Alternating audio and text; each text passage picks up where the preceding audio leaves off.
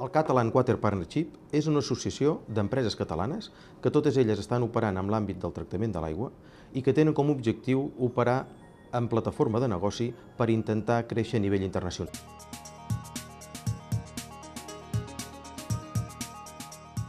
El cicle de l'aigua és un cicle, molt ampli, abarca pràcticament tres àrees: aigua d'entrada, aigua de distribució i tractament d'aigua, de sortida. El clúster, bàsicament, els associats toca dos d'aquestes tres àrees: l'aigua d'entrada, que seria tot el tractament de dessalació, potabilització, cloració, filtració, etc., i també tot el tema d'aigua, d'aigua de procés o de sortida, en el qual hi ha tot el tema de tractament d'aigua residual, reutilització, reciclatge, etc. Allà on no està, bàsicament, és en l'àrea del mig del que és distribució, el que tots coneixem com a venda d'aigua. La caracterització del sector, bàsicament, a Catalunya és un sector, relativament petit, de petites i mitjanes empreses, amb poca internacionalització i un sector força madur i poc estructurat.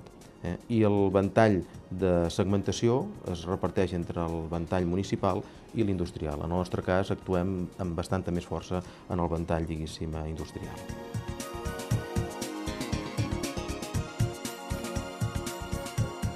El potencial del negoci és enorme, bàsicament per tres raons. La primera, perquè és un bé escàs. Tots coneixem que l'aigua és un bé que realment a vegades no es té, i aquí a Catalunya, lamentablement, els anys darrere som conscients que va haver-hi un moment que no en teníem. Però, per l'altra banda, hi ha llocs que el tenen i no el tenen amb la qualitat de l'aigua necessària, i per l'altra banda hi ha tot el tema de sostenibilitat, en el qual, tot el que fa que aquests tractaments vagin evolucionant sempre en base, una reducció de l'energia i l'eficiència de la mateixa.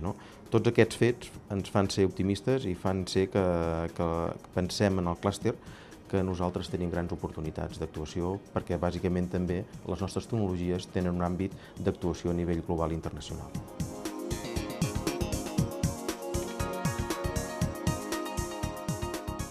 L'estratègia empresarial del clúster passa per ser valents i atrevits en els nostres objectius, sense oblidar que avui dia la competitivitat és un dels fets importants que s'ha de tenir en compte per poder obrar arreu del món. La manera d'aplicar aquesta estratègia passa per cooperar sobretot amb aquests objectius que abans enumeràvem, que és la innovació i la internacionalització. La innovació, buscant projectes de recerca i innovació que amb la suma de totes les tecnologies dels associats puguem aprendre, i per l'altra banda amb la internacionalització, aprofitant ja el camí recorregut de part dels associats i aprofitant aquests partners locals que en tot segur ja tenim presents.